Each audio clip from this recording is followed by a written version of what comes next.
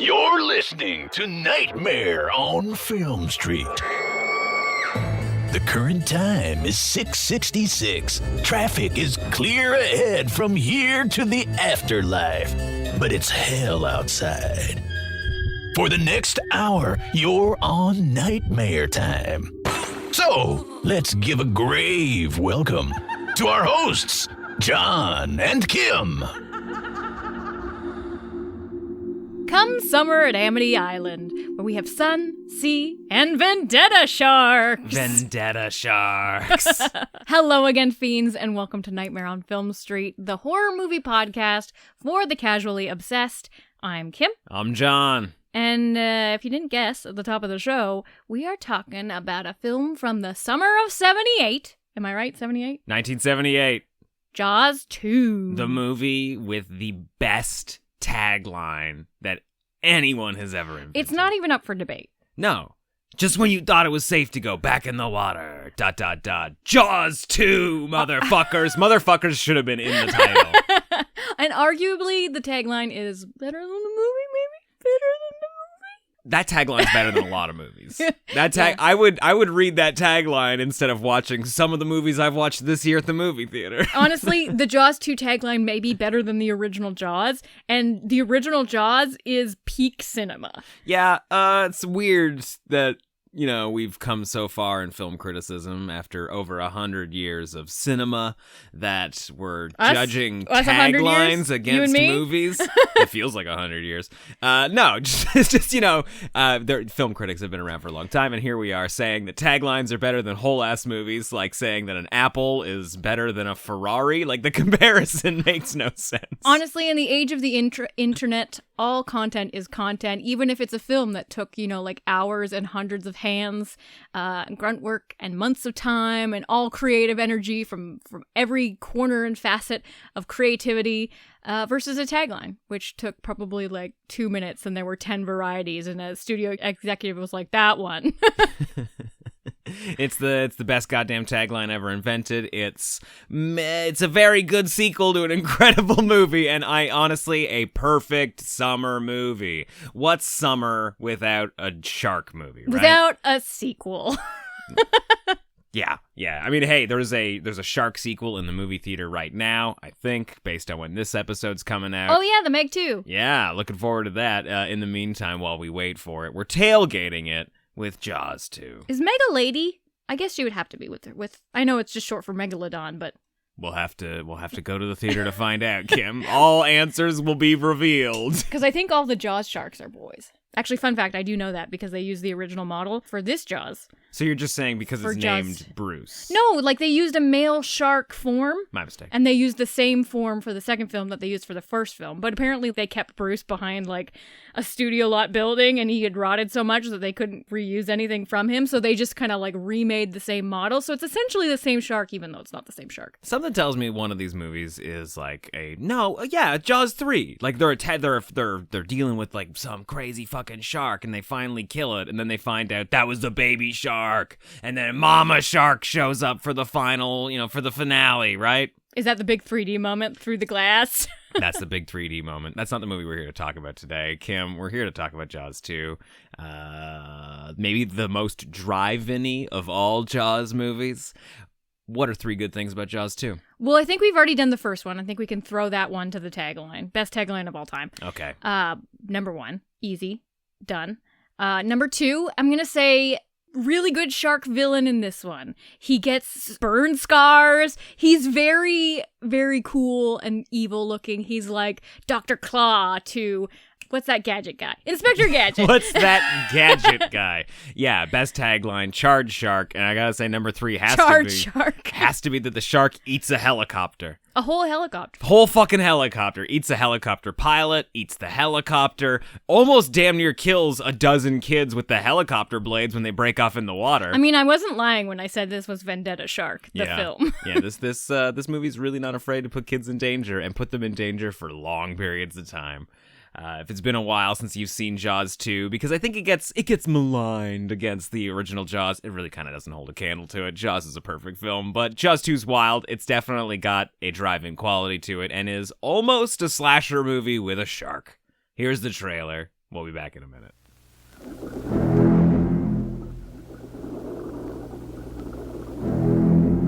When the movie Jaws first opened, it created a sensation. And shark sightings increased by the thousands in all the vast and unknown depths of the ocean. How could there have been only one?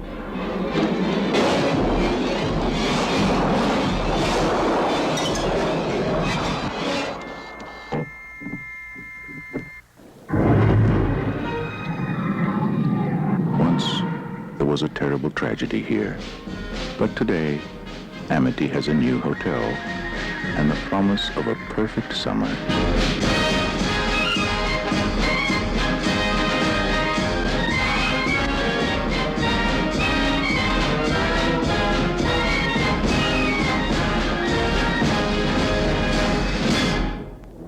Now, just when you thought it was safe to go back in the water, the legend continues.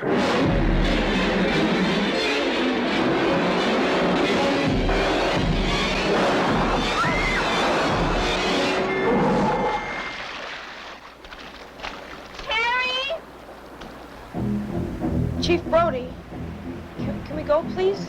I think we may have another shark problem. Are you serious? Roy Scheider. The homies looks incredible. Lorraine Gary. And Murray Hamilton. Look at this. That's a shark.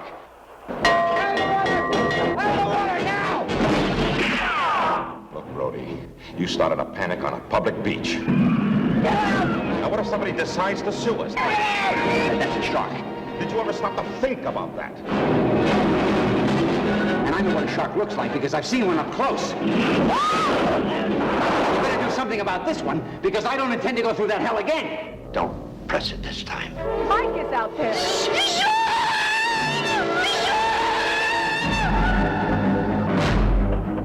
Over there.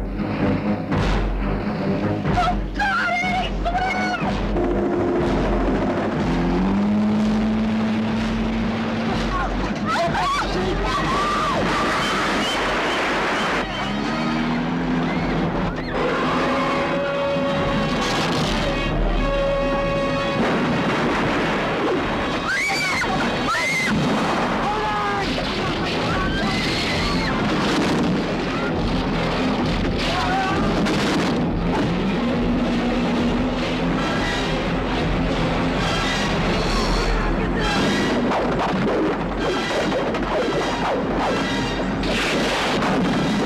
all I know is a boy is dead and my son and husband is still out there. Get me out!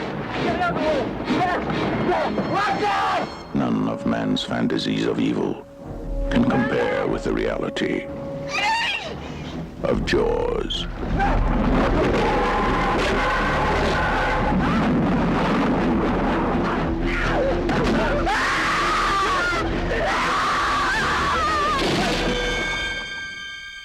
The all-new Jaws 2. See it before you go back in the water.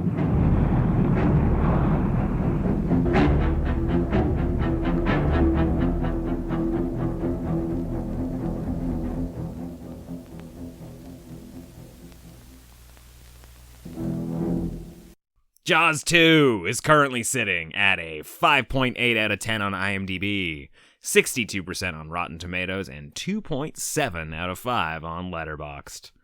I can see that a lot of my friends that I follow on Letterboxd have given this movie like 4.5 stars. Those are the right friends. Those are the ones that are just voting based on the helicopter sequence.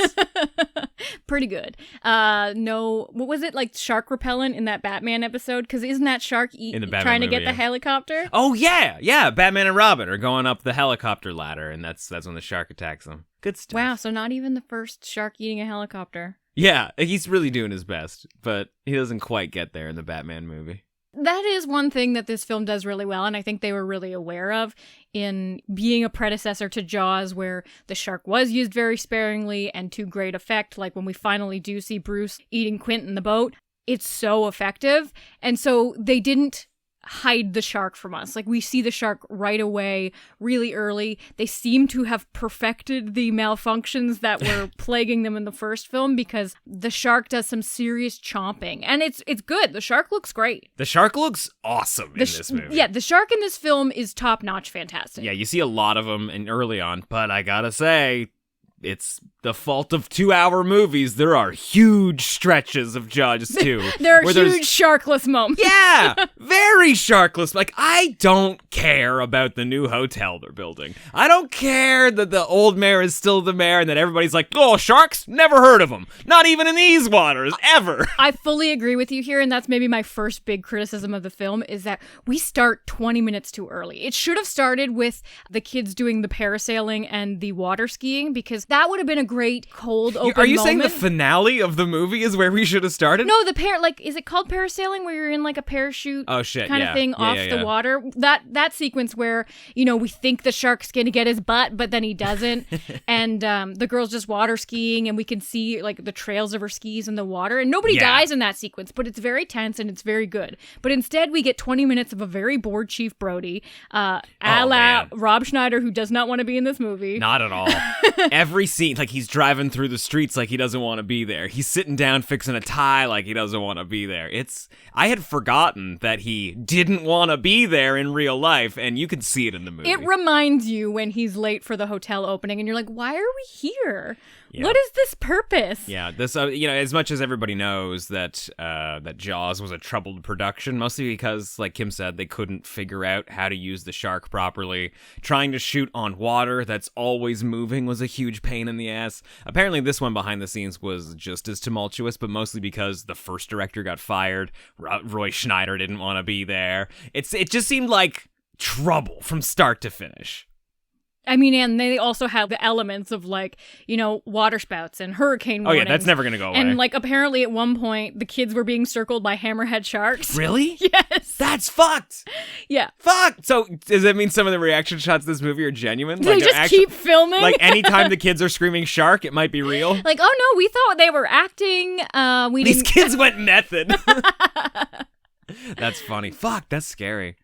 Oh, thank God nothing happened to Keith Gordon. We'd be in a Christine-less world if anything happened to Keith Gordon on the set of this movie. Little Arnie Cunningham. With his sideburns. He's playing a chimney sweep in this movie. Yeah.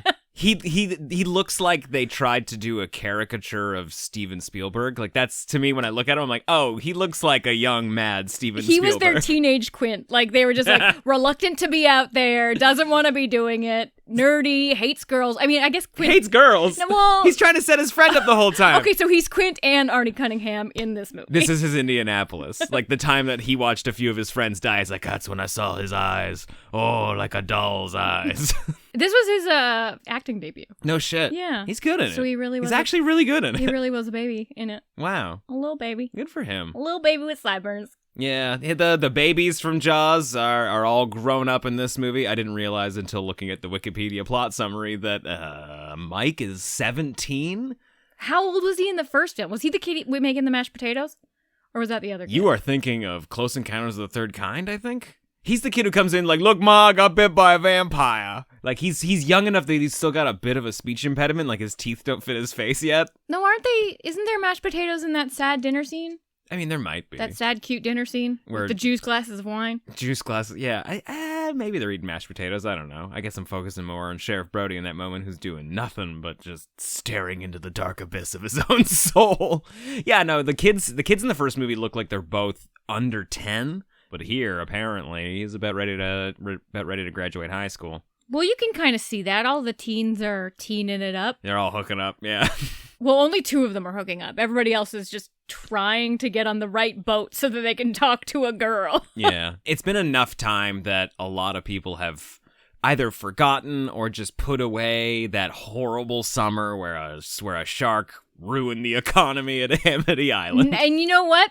Mayor, still cool. He is still in office at least 10 years later. So we learned nothing from the first job. I could understand him getting reelected. It's the scenes where Sheriff Brody's like, we got a shark. And he's like, probably not. Those are the aggravating scenes where nobody wants to do anything about it. And they're like, oh, I don't know. Could be anything. Oh, could be like these giant bite marks. Probably. The scientist shows up and says, either it could be a great white shark or a killer whale. Not really sure which.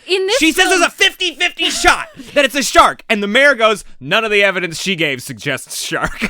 We have to be real. Maybe it's a controversial opinion, but Chief Brody is in the wrong for most of the film. He is lucky there's a shark in the second half. Now, we as the audience know there's a shark because of that opening sequence with those divers who are like taking photos at the orca. They're taking selfies at the orca. Like it's as famous as the Jaws orca. Yeah. And we see a shark in that sequence and we're like, oh no, shark's back. But literally photograph their own killer. Chief Brody does not know that. He's just like, nope, motherfucking shark back. Shark's back. Yeah, he's on the beach in the shark tower shooting into the water by the looks of it before everybody got out of it. He deserved to be fired. He was running around with that gun and like it was insanity. I love that the moment that there's any whisper of a shark, just like danger in the water, he's in his office at night. All the lights are off. He's putting cyanide into hollow point bullets and sealing them with like a wax candle. And we're like, we really need to get Chief Brody off this island. Yeah, he's 2 minutes away from like making his own bombs and just like rigging them up in the water and just getting everything ready to blow. What was he like every summer previous? I mean, hopefully chill, but probably like this. If this was set the summer after the first movie, you'd believe it. You're like, of course he's gonna act like this. It's still fresh. Like, oh god, he's got to protect everybody. Shark could come back. That first summer afterward, I bet sucked. I bet he was just a little too gun ready on the beach. I mean, he is in this, and he's given so little prompting. I don't know. Like, I feel like, yeah, he goes a little off the handle, but like, wouldn't you expect him to? I think he deserved to be fired. You think? If I was going on the evidence that the town you would have fired him earlier. I would have been like, give me that gun. And then you find out there's like cyanide in it and you're like, get off Amity Island, you freak. Get the fuck out of here. You're mad. Wow. Okay, yeah, they were right to fire him, sure. And then he gets one photograph of like a shark eye and he's like, look, I'm right. But I think... It's a whole ass shark. They've got teeth in that photograph. Okay, so there was a shark in the ocean. Big surprise. What are you talking about? It's on a film reel that was taken at the exact same time as when these guys were diving in the orca. In the middle of the ocean where sharks should be living. I guess that's a good point. It wasn't like right off. It wasn't like 100 meters off the shore. My brain's been ruined by the Jaws board game. It makes you think everything's happening like right next door. Yeah, okay, sure, fine. But the real reason they fire him is just because he's yelling shark. It has nothing. I don't even think he pulled a gun out on the beach. That's a Kim problem. I don't think the city council at Amity really gave a fuck. They were just like, this guy's wilding out, but I mean, we're all a little crazy, aren't we? You don't have to be crazy to live on Amity, but it sure helps. They really just want to get rid of him because he's ruining their business the hotel deals. Money. Yeah, that's it. He could be on the beach with a bottle of Jack Daniels in his underwear, firing bullets into the water. And as long as everybody kept, booking hotel rooms, they'd be like, that's just our kooky sheriff. Love him, right? We feel as good with blanks. Don't yeah, everything's fine. Don't worry about it. And he's like, shark. That sounds like the saddest existence. Shark in the water. Can you imagine him wearing a diaper when you picture it too? Oh. Yeah, no, Sheriff Brody, he's a real piece of work in this movie. He's got nobody on his side. Like, he's got no team in this movie. I mean, he's got his wife. She doesn't believe him for shit, but she is, like, they do have a good marriage. She defends him when it's right to defend him, but she's like, you're full of shit when he's full of shit. She's a very fair and just wife. Yeah, but there's nobody in his corner. Like, at least in the first Jaws, like, we got a team where it's just like, it's us. I guess I just want Richard Dreyfuss. Like, I just want somebody to be I got you, pal. I'm here. Apparently, I'm a millionaire, but I'm still going to wear lots of denim and a sailor hat, and we're going to yell at everybody until they believe us. Me and my soft hands. Yeah. And it needs a Quint. Like, there are no... Like, Sheriff Brody is trying to be all of those characters. Like, and he's not enough alone because No. he's the quiet, smart type, and he's the one you trust in that situation. He's the one you want on the police boat because he's full out, man of good, man of the badge. But you need somebody to balance him out who is just like, shooting bullets into the sand. And the fact that he's doing it, you're like, we're in danger now. He's too many people. He can't be the man of the badge and also be the guy that's shooting cyanide bullets into the air. That's a Quint move. He's going up against a meaner shark in this movie, I think. Yeah, because the shark has a fucking vendetta. Like, this... You say that? There's no evidence for it. Okay, he bites the cord connecting the boat to the rescue boat. He kills the helicopter rescue. He's just lurking around these kids who are in, like, a flimsy catamaran that he could eat instantaneously. Instead, he's like, I'm gonna wait till Sheriff Brody comes here and then I'm gonna eat his son in front of him. He didn't. That'd be great. Can you, if that was the whole move? Like, it's like Die Hard 3. He's just like, you killed my brother. I'm gonna make you watch your family die. No, like, I think he bit that rope that you're talking about by accident. I think he was trying... Nah, it's a complete accident. Honestly, they were tying the boats together, and then the shark showed up, and he was like, "What?" and just like hit the, hit the full throttle, crashed the boat, and as he was going, he literally put the rope into the shark's mouth. Like, I think the shark was headed toward it. Such a vendetta, though. The shark was not the shark planned nothing. Yeah, he had a whole map under there, and my God. and he was plotting out. He's like, okay, I can smell that's a Schneider boy. And because he followed them miles. They were around Amity Island, and then they were at the lighthouse, and then they were at some barge. It was a motherfucking You mean vendetta. to tell me in the beginning of this movie, he picked off... He was hanging out at the Orca, just, getting evidence to prove his case. Pouring one out for the homies.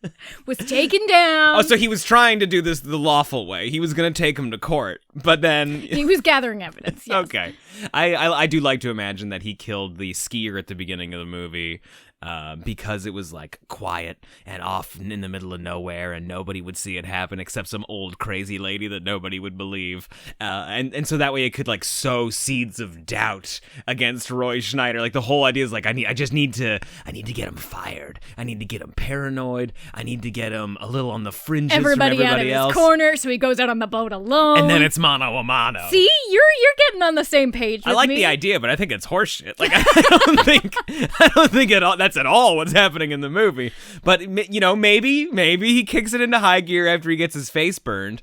That is such a cool ass fucking moment. That sequence is where Jaws 2 really won me over. Up until that point, I was like, what the fuck are we doing? And we're like 30 minutes in the Island? movie at this point. Yeah, but then they eat the water skier. Great. Love it. Yep. And then they fucking blow up a boat with a girl on it. Oh man, it's so tragic because she's definitely just trying to hit this shark over the head with a gas can, but apparently there's no lid on the gas can and she's just pouring it all over herself. She accidentally dunks it all. It does look like she's just like, oh shit, I don't want to die by shark. Better burn myself alive. Yeah. But yeah, when she hits him with the flare, the shark catches on fire, but so does the boat and so does she, and it looks like a shitty way to go. Also, it feels like they're so close to the shore, and I have to commend them too for the choice of beach that they picked in that moment because it really reminds me of the opening in the original Jaws, where all the kids are hanging out around the fire and like it looks like the same dunes, and you're like, oh fuck, Bruce 2 knows what's up because he's a Vendetta Shark. Okay, sure.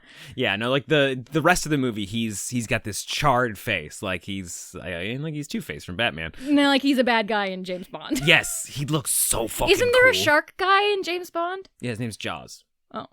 He's got teeth that can bite through anything. You mean to tell me that one of either he became a shark? Does he have burns? No, he's... Does he get burns? I don't think so. He should have burns. He's in more than one movie. Does he have a vendetta? Yeah, he hates James Bond. He hates democracy. Just like Vendetta Shark. Yeah, okay. I just love the design of the shark, because the whole rest of the movie, anytime he pops up, he's just got this gnarly-looking, charred-up face. It never heals. It's always black. It looks awesome, and it's the kind of look that you would normally see in the finale. Like, oh, now we're in our final form, but, like, he looks... I mean, sharks are scary in general, but, like, he looks fucking terrifying every time he shows up in the movie. I'd like some evidence, like some scientific evidence on how often sharks hunt above the surface. Because this shark doesn't eat any fish. He's just like, fuck it, I'm getting the children. You'd think there'd be some sort of subplot where there's just like, oh man, fucking pollution this year is killing all the fish. I mean, I guess he did eat an orca, but that wasn't even proved. Like, we didn't see him eat the orca. It would be funny, though, if he, like, took a little bite out of the orca, so he's like, haha, inconclusive. What? Like, he deliberately just used a smaller bite radius so they thought it was, like, a different shark or something? Kim's putting a lot into this shark. This is, like, smarter than most slasher villains we're dealing with, according to Kim. Well, I just have to say that it's either Chief Brody's fucking crazy or this shark has a vendetta. You can't just have, like, oh, maybe a shark and Chief Brody's totally not overreacting, and then, like, oh, this shark happens to hunt everybody he loves and cares for. Chief Brody is crazy, but there's also a Vendetta Shark, which are two weird things colliding, and it's a weird coincidence. What's the shark up to in Jaws the Revenge? Like, don't they establish he that hates 3D and water skiers, and he doesn't Michael want Caine. the water park. No, that's He's that. like, You're thinking of Jaws 3. Jaws Oh. 4, The Revenge, the one set on Christmas. Oh God! I think has something to do. Like, I think they're just like, I swear that's the original shark. It's the bloodline, and like that shark is going after the family. That one's even weirder. But I don't know if I subscribe to this Vendetta Shark situation, but I do like the look. I do like the idea. It's fun to play around with. I think the kids just stumble into the shark, and because he wasn't able to kill them, they're always around. And he just keeps circling, waiting for them to fall into the water, or waiting for some sort of sign of life for him to go attack. Like, maybe he fucks off and he goes to try and find some fish, and then when the kids are lashing the boats together, somebody falls in, or a helicopter splashes down, and he's like, oh shit, what's that? Better go back and check it out. Like, I think they just wander into his little territory. Now, I have not looked at a map. I'm sure he's ping-ponging all over the fucking place. But he's fast traveling like Jason Voorhees. Yeah, that'd be great. I mean, it's a movie, so whatever. Of course he's going to attack the main characters.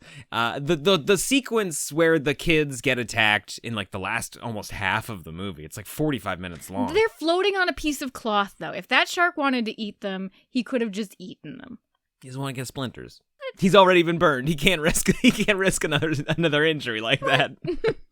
He's just like, no, I will eat these sails on purpose so that they can't actually boat their boats, and then I will just leave them alone. Yeah, no, he totally just lucked out in that they all started crashing into each other, and like basically, you know, made their boats inoperable. Like, they're fucked. Like, they can't even.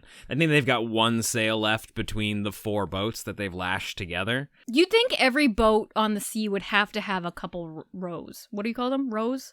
Paddles. Things to row with. They probably did, but I think some of them maybe fell out. Just sort of in the shuffle, but I don't think they were ever planning on getting that far out. Like, they were maybe going a little further than normal by trying to make it to the lighthouse on, I guess, the peninsula of Amity Island. So they could drink their 8 a.m. beers in private. It was very early to be making plans to go drink beers. Yeah, when they were like, okay, boat's at 8, my dad's got beers, and then they cut to like him sneaking out early morning. I was like, oh, they're really. Oh, you mean 8 a.m.? Yeah, 8 p.m., perfect time for it. But then, maybe this is actually the most responsible thing they ever did. They're going to boat out at 8 a.m., have a few, like, brunch beers, sober up, and then boat home. Like, they can't boat drunk. That's dangerous. Anyway, when the shark attacks, it's a great sequence, because throughout the rest of the movie, there's, you know, kind of like Jaws, like the shark pops up, he fucks around a little bit, he bites a few people. He gets some divers. Yeah, and then disappears. He gives the diver the bends. We completely forgot that, yeah, where there's a whole school of divers. School of divers? Yeah, there's a whole class of divers. That's fun. I like School of Divers. Yeah, because the human becomes fish at that point. Mm-hmm. Yeah, we'll call them schools. Yeah, and he freaks out, pops out his oxygen tank, and then just immediately heads toward the surface, but he has an embolism because he gets the bends. And then, of course, he can't tell Chief Brody and prove to everybody that he saw a shark, but it's enough that Chief Brody's like, it was the fucking shark, I know. Chief Brody's been saying it's the fucking shark since, like, he woke up one day and he was missing a sock. This is grade A shark evidence. When the shark attacks the kids, though, it's a great sequence because it doesn't really stop. Like, he attacks, they recover a little bit, he fucking comes back. We get, I think, the best shark attack moment. It's kind of like he has a vendetta. It's kind of like he has a vendetta. We do get, like, I think, the best shark. Do you think the shark doesn't know that it's on a vendetta? The shark doesn't know it's on a vendetta? No, do you think the shark doesn't know that it's the Schneider kids on the boat? Do you think the shark doesn't know who Rob Schneider is? Roy Schneider? Roy Schneider. Why do I keep saying Rob? Because Rob Schneider's a real person. Fuck. God damn it. Chief Brody. The Brody kids. No. I think the shark's a shark. I think the shark is I think the shark's only thoughts are nom nom nom, sleep sleep nom. Like the shark rests a little bit and then eats again. Like it's just a never-ending eating machine. So you don't think? No! For a half an hour I've been saying I don't think the shark is on a vendetta. I don't think the shark knows who the Brody kids are. And I don't think the shark had a brother. At least a brother that attacked Amity Island. Well, then I don't know what we're here for. Like, what is left? What do we say? What are you doing? You're breaking me down. So fun fact too about that weird electric barge thing that they're like, oh, this is the last stop before Cuba or whatever, or Ireland. Yes. Ireland. So they built it. It was actually a barge because the shark that they needed in those sequences for the finale needed to have this underwater platform. Oh. And you know, like if it was actually like an island or a spot that they scouted, it would have that gradual climb up to the island, so the platform wouldn't be hidden because they couldn't put it deep enough. So actually, the shark platform was attached to the barge. Oh, that's great. Because so the barge itself hid all of the gear that was doing all of those like finale shark moments. Like when the shark jumps up and bites the high voltage electric cable. Exactly. What an incredible moment. Apparently they had to get environmental approval from like the coast of Florida to build the barge to be able to submerge the equipment that they needed for the shark. That's interesting. It looks great. One of the cool, I mean, maybe the other than the shark being half burnt, the second coolest image of the whole movie is when he bites into those fucking cables and he just explodes. He's got fire coming out of his eyeballs. It makes me sad. It's a fake shark. He was just avenging his brother. Kim is so on this vendetta idea that she's mad when he can't complete his vendetta. I just think Chief Brody is fucking nuts in this movie. And you think he should be punished by by watching his kids die in front of him? They went out on the water. You fucking asked for it. This is shark land. You went where out. Sharks be sharks and boys be drowning. Okay. Yeah. Kim woke up today and chose chaos. Oh boy! Did you know that originally, when they were, because obviously the original Jaws made a ton of money, and they were like, "How the fuck can we do another one?" Yeah. The first treatment of the script, I think, it was by the guy who wrote the original Jaws. Mm-hmm. The one who's a PR rep for the newspaper in the movie. It was gonna be Quint's story. It was gonna be a prequel. Oh my god! Yeah, when it's like, you know, like the 99 guys go into the water, 17 come out of the water. Like, I would have fucking watched the shit out of that, but the studio didn't want to go too dark. They wanted to go more fun, more like summer movie. That's why we ended up doing this, like, oh, a bunch of kids are stuck on a boat and only 2 of them die. Yeah, that would have been that proposed movie would have been horribly depressing. It would have been so fucking dark. But it would have had a gung-ho thing to it, though, right? Because it's the American Army. That was literally the crew that was delivering the atomic bomb. Like, that's dark. Yeah. While they were plagued with all of the production issues, at one point, Steven Spielberg actually contemplated coming back on if they were going to do that film. Really? Yeah, because originally he was like, no, we already did the quintessential Jaws. Also, it was a fucking nightmare to do. I'm not doing another one. And then they're like, hey, Steve, what if we do... Now, we've done the quintessential Jaws. What if we do the Quint Jaws? Oh! And he was like, oh, you got me there! The quintessential Jaws. Yeah, maybe I'll win the Oscar then. But yeah, alas. Mm. There was like, they went through so many directors, and apparently because Ellen Brody, Chief Brody's wife, was the real life wife of the Universal executive. No shit. And they were like, we want her on the boat for the rescue of the kids. And the original director was like, no, Ellen Brody. And is that how he got fired? Fired. Wow. And then she still didn't wind up on the boat when they rescued the kids. She made it halfway. She rescued one. She rescued somebody else's kid. Like to the 2 kids who throughout the whole movie who are just like hooking up all over the island and are trying to hook up on the boat. end up getting attacked. Great sequence, by the way. Like, the shark grabs this kid, and then you see, like, in the shark's mouth, he's flying toward the boat. Looked amazing. Yeah, he was getting a full, like, taxi lift to that boat. Really dug it. I think some of the shark stuff in this movie is better than some of the shark stuff in the first Jaws.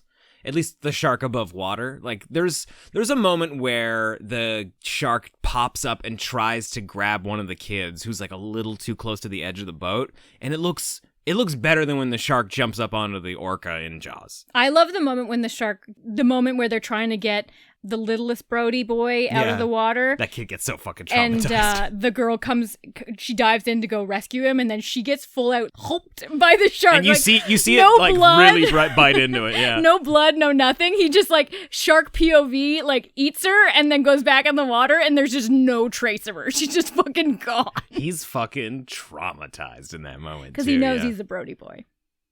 Well, Kim's made her point abundantly clear. I obviously don't think it's any sort of relative or any sort of copycat killer from the first Jaws. I did want to go back to that moment where Ellen Brody goes with them to the canoodling teens and they rescue the girl.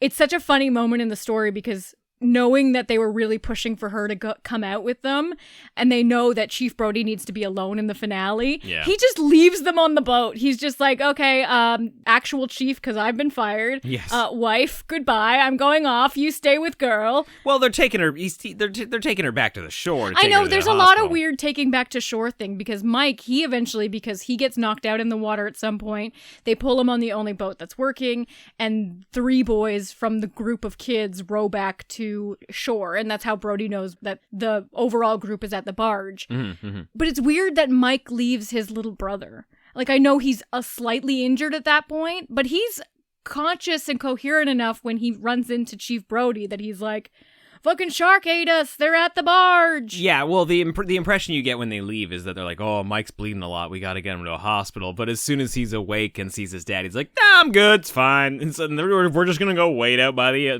lighthouse. And he's like, Sean is there. And it's just like, why the fuck did you leave your brother? Well, he was unconscious. It wasn't really his choice. I'm sure he woke up and he was like, why did you take me away from my brother? But then, like, the curly-haired guy has to have that big emotional moment of like, Sean, look at me. Take this damn rope. That's a funny moment. Yeah. I hate you, Sean. I love you, Sean. I'm so sorry. Yeah, he goes through the whole arc of bad dad, right? Where he gets the biggest emotional, like, familial moment of the whole movie, and he's not even part of the Brody family. No, he's just some snotty dude who's like in the group. I think the highlight of his scenes is after, the shark attacks them. I'm not sure if this is after they've seen the helicopter pilot, like, die. No, it's before that. But he's just like, I'm hungry.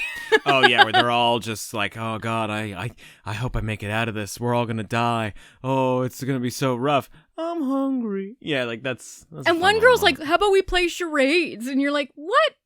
We're gonna die. Somebody would suggest it. It would be you. You're the charade person in the group who'd be like, you guys want to pass the time? Well, I'd say in that scenario, I'd take the same role I take most days, where I'm like, hey, everybody, are we all plagued by the thought that we're gonna die one day, maybe sooner than we'd like? Let's have some entertainment. You pull a guitar out of nowhere and then we're singing songs. Oh, fuck, I wouldn't do that.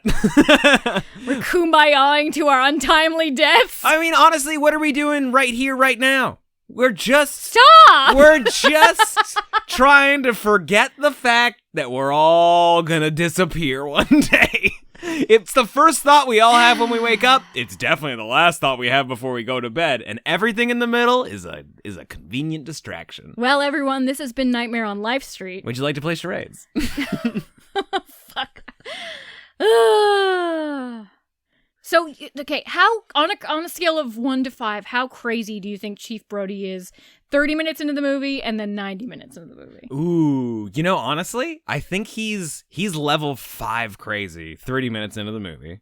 And then he's 2.5, maybe 3 crazy by the end of the movie. Like, he really levels out and is sane again by the time he has an actual thing to hunt. Okay, Once he knows there's a shark. Before that, he's hunting an idea. But like once there's an actual physical thing, like he can actually point somewhere. Yeah, but don't you think that like if we're not given the omnipotent audience award, like we're not given we don't know there's a shark. Exactly. We have the exact same amount of information that Chief Brody has. Like, don't you think he's motherfucking lucky there's actually a shark? He's at rock bottom. He's drinking beers in his police van.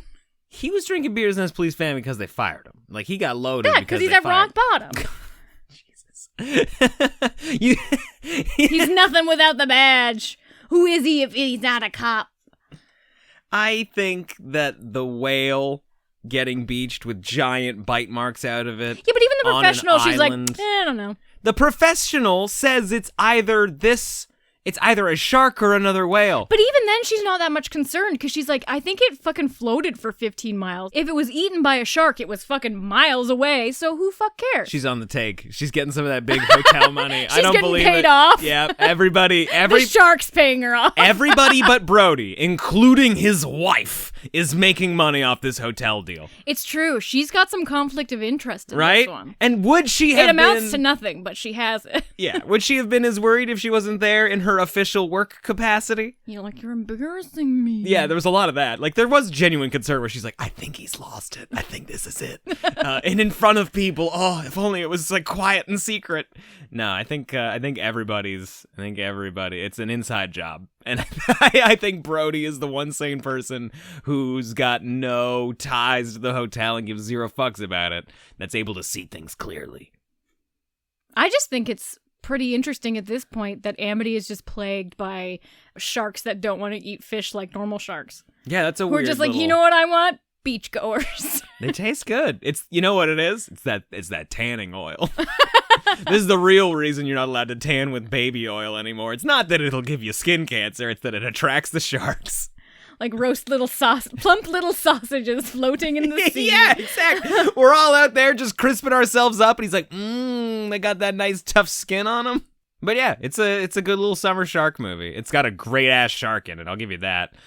Comparing it to the original is always going to do it no favors, but yeah, as a standalone? It's not as dangerous as the original Jaws. It doesn't feel as dangerous as the original Jaws, but there are still some very great shark action sequences. Yeah, absolutely. Like the water skiing incident, the teens making out incident, the divers instance is even okay. Yeah, I mean, like they plumb the depths for things that are dangerous in the water in this one, in a way that they maybe didn't do as much of in the first one. But yeah, it doesn't have those strong characters. It doesn't have as tight a scary story as the original Jaws. Like, they're really hinging on the backstory of the first one. Like the whole, like, oh, we don't want to believe there's a shark because it's bad for business is something in the background.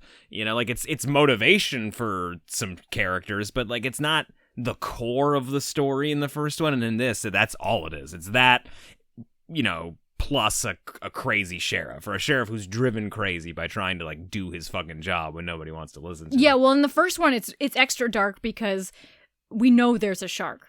We know there is a shark in the water, and corporate greed is taking over regardless. This one, it's like corporate greed, but also not really a lot of hard evidence. Yeah, I mean, these are always fun movies to watch when the world's just like burning up from climate change, because it's the same thing, just like on a smaller scale. You know, we've got all this evidence. So the shark is like a metaphor for wildfires. Oh, this one does have more fire shark in it, I will say, because he gets crisped in the end and he gets crisped in the beginning.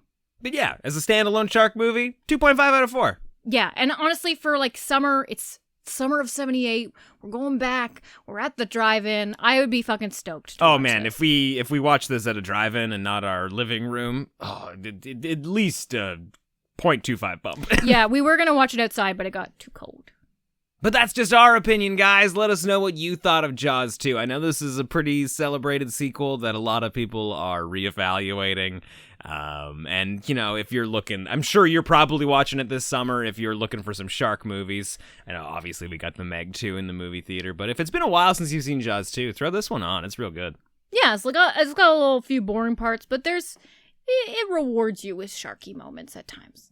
Let us know what you thought on Twitter at NOFS Podcast, on Threads at Nightmare on Film Street. Oh yeah, Threads! And of course in the Nightmare on Film Street Discord at nofspodcast.com/Discord. If you've been a fan of Nightmare on Film Street for a while and you want even more Nightmare on Film Street content, head to nofspodcast.com/fiendclub or patreon.com/Nightmare on Film Street to join us in our super exclusive, membership club. It's a few bucks a month, and you get access to our Graveyard Smash series, where we've been going through the Universal Monsters franchise, one monster at a time. We're currently on The Mummy. We've gone through Dracula and Frankenstein, so there's a whole bunch of content there for you to enjoy. That is at nofspodcast.com/fiendclub or patreon.com/Nightmare on Film Street. We'll be back again soon with a truly wild follow-up from another movie that came out in the summer of 78. I had to fight for this one. From a director, a celebrated master of horror. John wanted Piranha. But yeah, fuck, are you kidding me? I still think Jaws 2 and Piranha is a great pairing. But anyway, we'll be back again soon. Until then, I'm John. I'm Kim. Stay creepy. It appears you made it out alive. But we'll get you next time.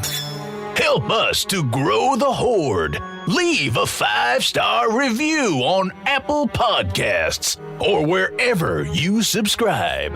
More terror can be found lurking on our website, nofspodcast.com. Until next time, stay creepy, fiends.